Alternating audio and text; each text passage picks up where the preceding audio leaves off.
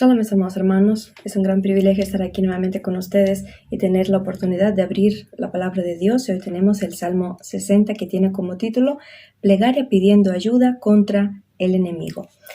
Vamos a dar una introducción para empezar el estudio. Dice el Salmo que está escrito sobre lirios al músico principal. En hebreo dice sobre lirios al son de Shoshan Edut, o sea, el lirio del pacto. Dicen los estudiosos que significa que este salmo tiene por tema principal algo muy hermoso y animador de la ley, a saber las palabras de promesas citadas al principio del versículo 6, ya las veremos más adelante. Mictam de David, o sea, es un poema o un himno grabado, inscripción sobre una tabla. Para enseñar, ¿qué Dios nos quiere enseñar a través de este salmo? Pues ya nos daremos cuenta. Pero ¿en qué momento histórico fue escrito este Mictam de David? Bueno, aquí dice, cuando tuvo guerra contra Aram Naharaim y contra Aram de Sobá, y volvió Joab y destrozó a 12,000 de Edom en el valle de la Sal. En 2 de Samuel 8:13 dice algo parecido de la guerra que tenían los israelitas contra los edomitas. Dice así, así ganó David fama cuando regresaba de derrotar a los sirios. Destrozó a 18,000 edomitas en el valle de la Sal. En Primera de Crónicas 18:12 dice, además de esto, Abisai, hijo de Sarbia, destrozó en el valle de la Sal a 18,000 edomitas. Pero aquí dice el Salmo que fue Joab quien destrozó a 12,000. ¿Acaso habrá algún error? No hay error alguno. Es que no todas las guerras fueron escritas en la palabra de Dios. Pero vemos que Joab y su hermano Abisai eran uno de los valientes de David. Precisamente Joab era el capitán del ejército del salmista. Y David confiaba en él constantemente y iba con él a muchas guerras. Inclusive en el momento cuando David no fue a la guerra, sino que enfrente estaba Joab con el ejército, fue que David pecó pues viendo a Bersabia. Por eso este salmo no tiene ninguna contradicción entre que David y Abisai mataron a 18,000 y que Joab haya matado a 12,000 edomitas, porque sabemos que Edom era enemigo de Israel y Dios le había dicho a Israel pues que destruyeran a este pueblo. En 2 de Samuel 10:7 dice así, cuando David oyó esto, envió a Joab con todo el ejército de los valientes. Bueno, es solamente un ejemplo para que nos demos cuenta que David se apoyaba en su capitán del ejército. En 2 de Samuel 12:26 dice, Joab peleaba contra Rabá, ciudad amonita, de los hijos de Amón y tomó la ciudad real. O sea, vemos que más adelante, si leemos este capítulo de 2 de Samuel 12, vemos que Joab llamó al rey y le dice, tienes que venir para que entres tú primero a la ciudad, no sea que me den a mí, pues, como decir, toda la honra. O sea, Joab era una persona entregada al pueblo de Dios y peleaba con amor por su rey David. Por eso David confiaba en él y no cabe duda que Joab, como era uno de los valientes de David, pudo haber matado a 12,000 edomitas.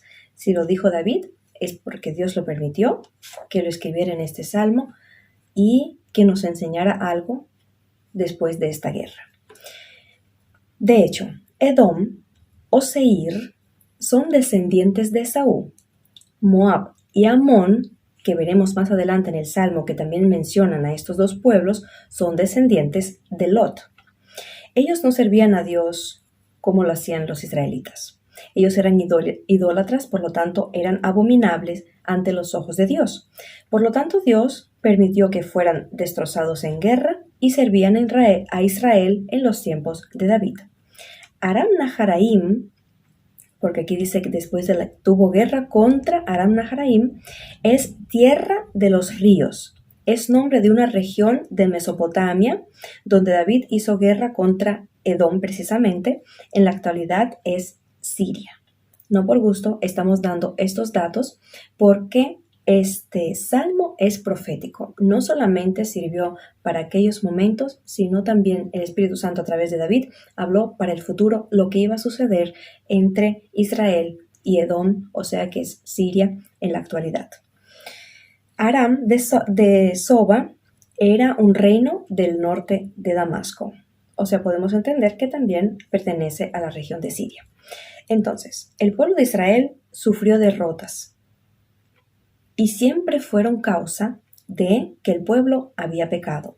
Y cuando volvían a Dios en arrepentimiento, Dios les daba nuevamente la victoria sobre sus enemigos. Nos daremos cuenta en la lectura de este salmo que asimismo pues lo confiesa David, que Dios nos ha desechado, pero con todo y eso volveremos y confiaremos en Dios y Dios nos dará la victoria. Comencemos con el versículo 1. Oh Dios, tú nos has desechado, nos quebrantaste, te has airado, vuélvete a nosotros.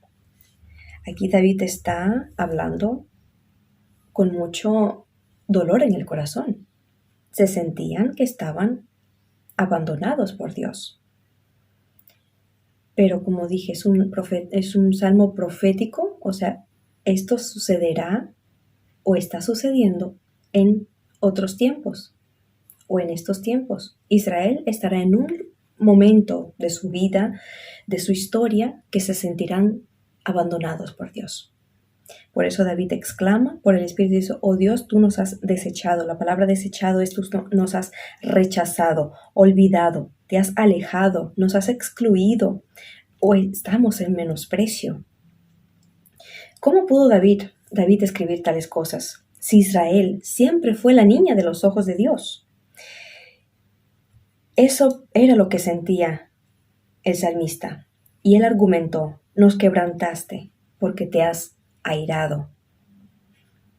Y vemos que cuando Dios se airaba contra su pueblo, podemos leer en los libros de los jueces, en los libros de los reyes y de crónicas, que cada vez que el pueblo se apartaba de Dios, Dios se airaba con ellos y los entregaba en mano de los enemigos.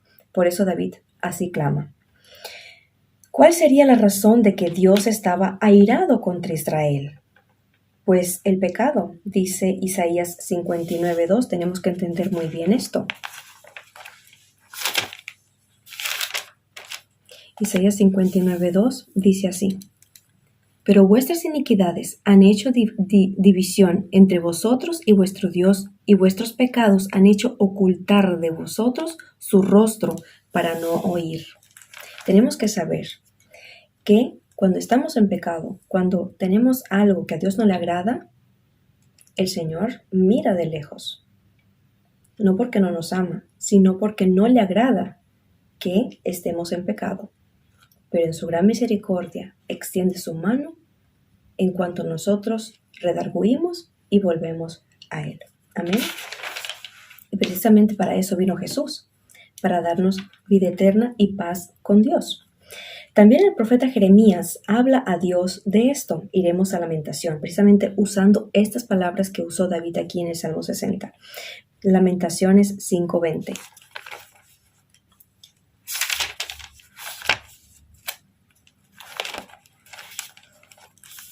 Dice así, ¿por qué te olvidas completamente de nosotros y nos abandonas tan largo tiempo? Vuélvenos, oh Jehová, a ti, y nos volveremos. Renueva nuestros días como al principio.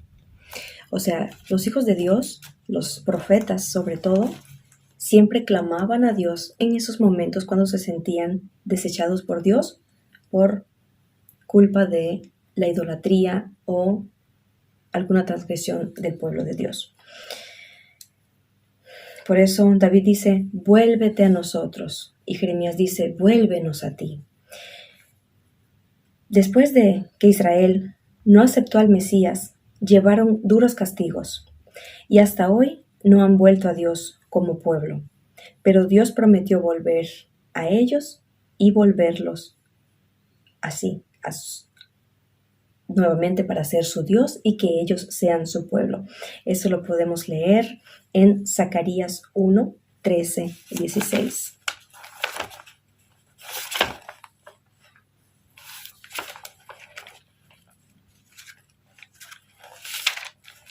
Dice así: Y Jehová respondió buenas palabras consoladoras al ángel que hablaba conmigo, y me dijo el ángel que hablaba conmigo: clama diciendo, así ha dicho Jehová de los ejércitos, celé con gran celo a Jerusalén y a Sión, y estoy muy airado contra las naciones que están reposadas, porque cuando yo estaba enojado un poco, ellos agravaron el mal. Por tanto, así dice Jehová, yo me he vuelto a Jerusalén con misericordia, y en ella será edificada mi casa, dice Jehová de los ejércitos, y la plomada será tendida sobre Jerusalén. ¿Qué significa estas palabras de Zacarías? Que Dios tendrá misericordia del pueblo de Israel, mientras que ahora ellos están todavía alejados de Dios. Ellos todavía no han reconocido a nuestro Mesías. Por eso ellos también pueden, asimismo como David, clamar: Dios, nos has desechado. Pero confiamos en que las promesas de Dios se van a cumplir. Amén. Versículos 2 y 3. Hiciste temblar la tierra, la has hendido, sana sus roturas, porque titubea. Has hecho ver a tu pueblo cosas duras. Nos hiciste beber vino de aturdimiento. Así se sentía, pues, David y su pueblo, y así se sentirá en un momento, o tal vez lo sintieron por muchas décadas, porque el pueblo de Israel ha sufrido mucho. En otra traducción de este versículo 2 dice así: hiciste temblar la tierra, la has agrietado, restaura sus fallas, porque se desmorona. Así se siente uno cuando siente la ira de Dios sobre sí. Cuando Dios castiga a sus hijos, de pronto sientes que debajo de tus pies la tierra se está abriendo, que no hay espacio para ti. Y pues así se sentía la tierra, que temblaba por la ira de Dios, y así temblará en un futuro cuando Dios dé su voz de ira contra los moradores de esta tierra. Pero es que también la tierra sufre por causa de la maldad del hombre, porque así dice en Romanos 8:22, porque sabemos que toda la creación gime a una y aún está con dolores de parto hasta ahora. No solamente los hijos de Dios anhelan la redención eterna, sino también la creación. La creación no es culpable de que el hombre ha hecho tanta maldad y que aún la creación gime, está sufriendo, esperando la redención de los hijos de Dios. Por eso nosotros juntamente con la creación, o mejor dicho, la creación juntamente con nosotros, le pedimos a Dios: Dios mío, ven y haz justicia en esta tierra. Por eso David dice: sana sus roturas. Es como una casa que tiembla a causa de un terremoto y sus paredes se agrietan y parecen fisuras. Así lo sentía David. Su familia también estaba sufriendo como que un fuerte temblor por causa del pecado de David. David, después que pecó, llevó mucho castigo sobre sí. Sus hijos estaban en pleitos. Uno se rebeló, otro quiso también ser rey en su lugar. Un hijo viola a su hermana. O sea, también su casa, bueno, simbólicamente su tierra, estaba temblando. Se sentía muy mal y David pedía: Dios mío, pero aguántanos, ten misericordia, sánanos. Dice: sana sus roturas, porque titubea. Su familia, la familia de David, necesitaba la sanidad divina. El pueblo de Israel necesitaba la ayuda divina. Y el día de hoy, cada uno de nosotros necesitamos la sanidad divina que viene de parte de Dios. Sanidad para nuestras almas, que a veces están turbadas. Sanidad para nuestras familias, que a veces están separadas. La tierra necesita sanidad divina. Por eso, unámonos a este clamor de David y pidámosle a Dios por misericordia. Dice: porque han visto cosas duras y han bebido vino de aturdimiento. Es lo que pasa muchas veces cuando el hombre se aparte de Dios o peca contra Dios. El pueblo de Israel aún hoy pueden orarle a Dios con estas palabras, porque han sufrido mucho por su incredulidad. En Lamentaciones 5, del 1 al 5, vemos cómo Jeremías clama y hace una oración por un pueblo afligido. Les invito a que vayamos a Lamentaciones 5. Dice así: Acuérdate, oh Dios, de lo que nos ha sucedido. Mira y ve nuestro oprobio. Nuestra heredad ha pasado a extraños, nuestras casas a forasteros. Huérfanos somos sin padre. Nuestras madres son como viudas. Nuestra agua bebemos por dinero. Compramos nuestra leña por precio. Padecemos persecución sobre nosotros. Nos fatigamos y no hay para nosotros reposo. Yo sé que asimismo clamará en su momento el pueblo de Israel. Y ha clamado muchas veces así con esas palabras, y clamará y Dios le dará la victoria sobre sus enemigos que se levantarán en un futuro muy cercano contra este pueblo escogido de Dios. Pero vayamos a Salmo 60, versículo 4. Has dado a los que te temen bandera que alcen por causa de la verdad, Selah. Bueno, si dice Selah, quiere decir que tenemos que ponernos a pensar. ¿Qué quiere decir aquí? Que Dios ha dado a los que temen a Dios, bandera para que alcen por causa de la justicia. Levantemos la bandera del amor de nuestro Dios. Dejemos su palabra en alto. Defendamos la verdad. Por eso Pablo a Timoteo le decía en 1 Timoteo 6:12, pelea la buena batalla de la fe, echa mano de la vida eterna, a la cual asimismo fuiste llamado, habiendo hecho la buena profesión delante de muchos testigos. Dice, pelea la buena batalla, ten la bandera bien alta. Así pues le decía Pablo a Timoteo, así pues David entendía que Dios puso en nuestras manos la bandera del amor, de la verdad, para que vayamos adelante y para que no nos rindamos nunca. Amén. Versículo 5. Pero para que se libren tus amados, salva con tu diestra y óyeme. Un lindo clamor que hace David a su Dios. Salva con tu diestra, ¿a quién? A tus amados. Aquí podemos entender que David, aunque se queja de la lejanía de Dios, sabe que son pueblo amado por Dios y que la diestra de Dios tiene poder para liberar a sus hijos. Salmo 118, 15 y 16 dice, voz de júbilo y de salvación hay en las tiendas de los justos. La diestra de Jehová hace proezas, la diestra de Jehová sublime es, la diestra de Jehová hace valentías. David confiaba en la mano todopoderosa de Dios, porque él sabía que esa mano poderosa fue la que abrió el mar rojo para que los israelitas pasaran. Esa misma mano cerró el mar rojo para que se destruyeran los carros de Faraón. Dice, tu diestra será la que nos va a salvar. Por eso dice, Señor, óyeme. La mano de Dios sacó a Israel de Egipto, y David sabía muy bien que podía confiar en el Dios Todopoderoso, que siempre extendía su mano para ayudar a sus amados escogidos. Vamos a ver ahora el versículo del 6 al 8. Dios ha dicho en su santuario, yo me alegraré, repartiré a Siquem, mediré el valle de Sucot, mío es Galaad y mío es Manasés, y Efraín es la fortaleza de mi cabeza, Judá es mi legislador, Moab, vasija para lavarme, sobre Edom echaré mi calzado, me regocijaré sobre Filistea. Aquí vemos que entran las palabras de Dios y David las entendió por el Espíritu y las escribió. Aquí hay muchos nombres, veremos poco a poco qué simbolizan, qué significan. Es el mensaje de Dios sobre su triunfo sobre las naciones. Dios triunfará. Dice, yo me alegraré. Dijo Dios, yo me alegraré. El día de la victoria es día de alegría y de gozo. Cuando entraban los reyes victoriosos y todo el pueblo salían con danzas y júbilos, así era en toda la historia.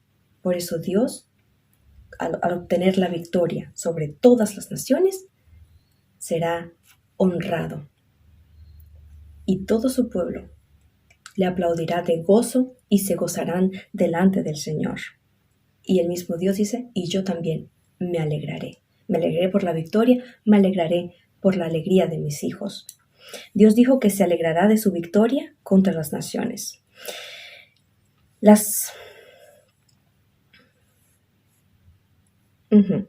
Aquí Dios menciona a Siquem, el valle de Sucot, de Galaad, de Manasés, de Efraín y de Judá.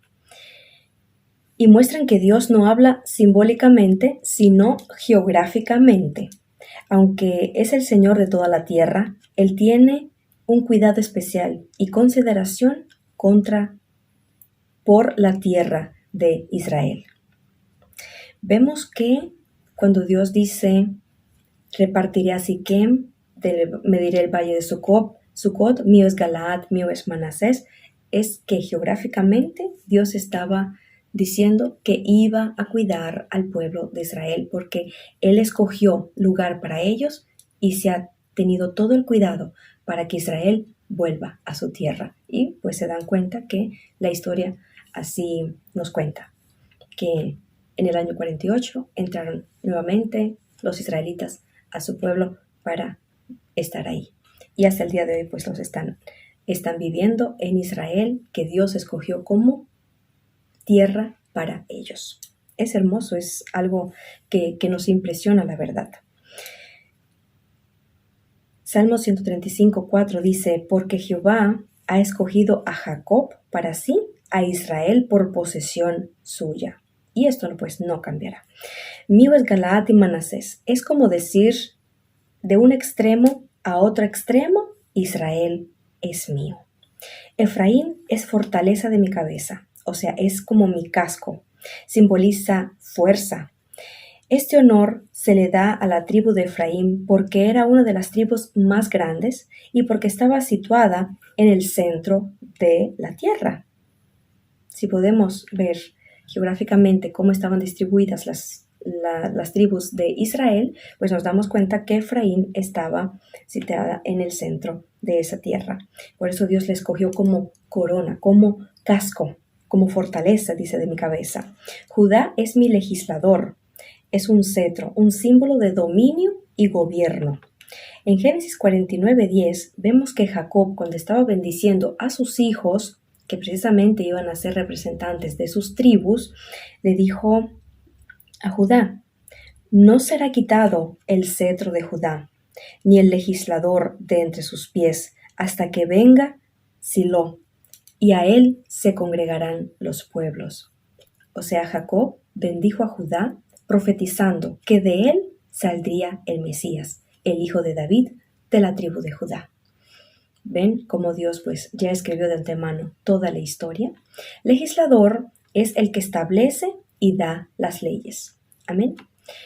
Pero vemos aquí también Moab, vasija para lavarme, dice Dios.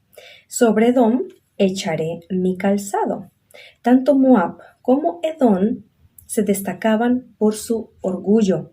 Eso lo podemos encontrar en Isaías 16:6, que dice así, hemos oído la soberbia de Moab, muy grande con su soberbia. Son su soberbia, su arrogancia y su altivez, pero sus mentiras no serán firmes. Y en el versículo 14 más adelante dice, será abatida la gloria de Moab con toda su gran multitud, y los sobrevivientes serán pocos y pequeños y débiles. Dios profetizó que iba a suceder con Moab, que era muy orgulloso delante de Dios. O sea, Dios los humilló, comparándoles con una vasija para lavar los pies. Moab actualmente es Jordania. Edom, lugar donde pondré mi calzado, dice aquí Dios a través de David. Es decir, los usaré como esclavos. Dice, Edom será mi esclavo. En Abdías 1, 2 y 4, vamos a ir a Abdías.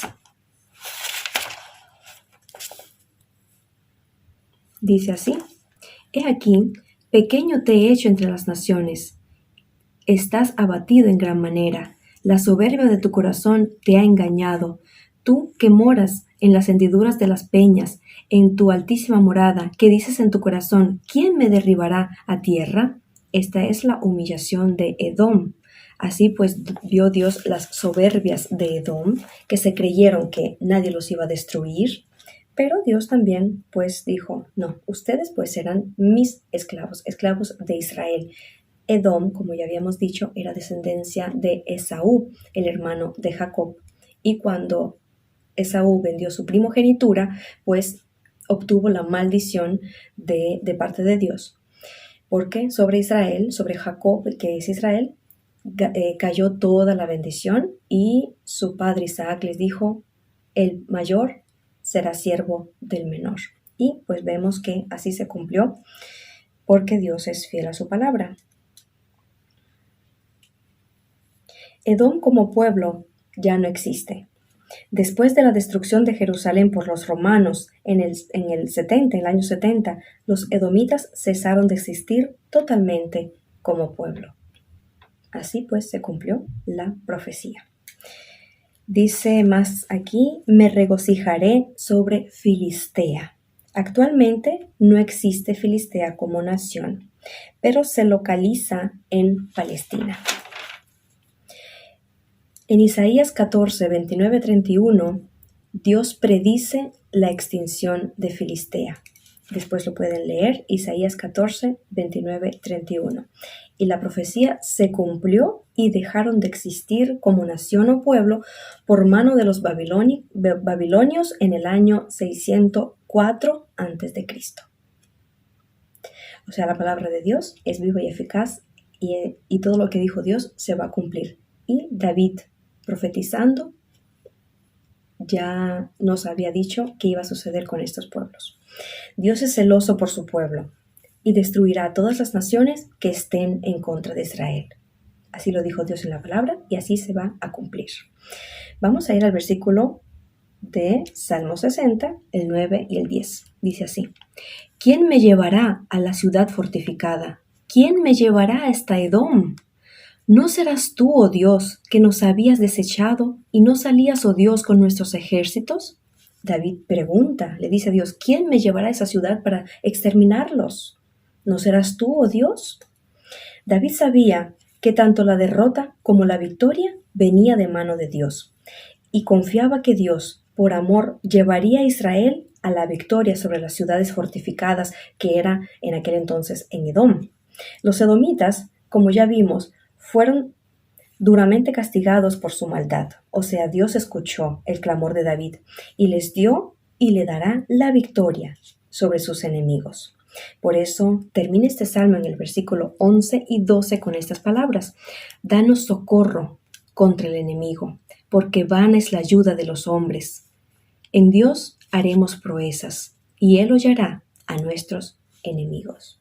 ¿Ven la confianza que tenía David en su Dios y el clamor de todo corazón que hizo? Solo Dios nos va a dar ayuda. Solo la ayuda de Dios tiene valor. La ayuda del hombre es vana en absoluto. En el Salmo 108, 12 dice así, danos socorro contra el adversario, porque vana es la ayuda del hombre. Precisamente las mismas palabras que dicen aquí, vana es la ayuda del hombre. Muchas veces corremos a buscar la ayuda del hombre antes de buscar la ayuda de Dios. Y Dios te dice, es vana. Primero búscame a mí, busca mi voluntad, busca mi sanidad, busca mi presencia y yo pondré a las personas necesarias para que extiendan su mano y te ayuden. Pero hay que confiar en Dios. Salmo 146, 3. No confiéis en los príncipes, ni en el Hijo del Hombre, porque no hay en él salvación. En el único en quien hay salvación es en el Señor Jesucristo. Amén, nuestro Mesías. Solo en Dios está nuestra confianza y en Él haremos proeza. Esto lo dijo David, en eso estaba confiado su corazón. Esta era la fe que movía a David a seguir batallando por el pueblo de Israel. Y esa es la fe que tiene que estar en nosotros. En Dios haremos proezas, haremos cosas de valientes, porque Dios está con nosotros. Spurgeon dijo estas palabras, la obra divina no es un argumento para la inacción humana, sino más bien es la mejor emoción para un esfuerzo valiente. Palabras muy hermosas. ¿Qué es proeza? Es hacer una hazaña, una valentía, una heroicidad. En Dios haremos cosas heroicas, pero no para nuestra gloria, para la gloria de nuestro Dios. Para hacer estas proezas debemos confiar en Dios y ser valientes. Por eso Dios dijo a Josué: esfuérzate y sé valiente, no temas ni desmayes. Y vemos que Josué se esforzó, creyó en Dios, le creyó a Dios a sus palabras y hizo grandes proezas, entrando a todo el pueblo de Israel a la tierra prometida. Él sabía que Dios ya tenía a sus enemigos por debajo de sus pies. Y así nos ha prometido Dios, que pondrá a nuestros enemigos por debajo de nuestros pies, siempre y cuando estemos confiando en Dios y poniendo nuestras miradas en las cosas de arriba. Amén. Ya Jesús nos prometió en Romanos 16:20, y el Dios de paz aplastará en breve a Satanás bajo vuestros pies. La gracia del Señor Jesucristo sea con vosotros. El salmista comenzó este salmo quejándose de su triste condición, de una situación horrible, como que si Dios los había dejado y desechado.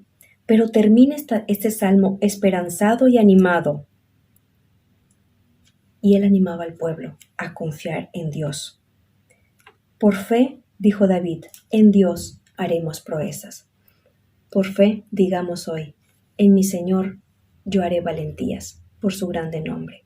Dios no me desechará, Él extenderá su mano y me salvará. Amén. Dios es fiel, confiemos en Él. Les mando un fuerte abrazo desde Rusia, que Dios les bendiga.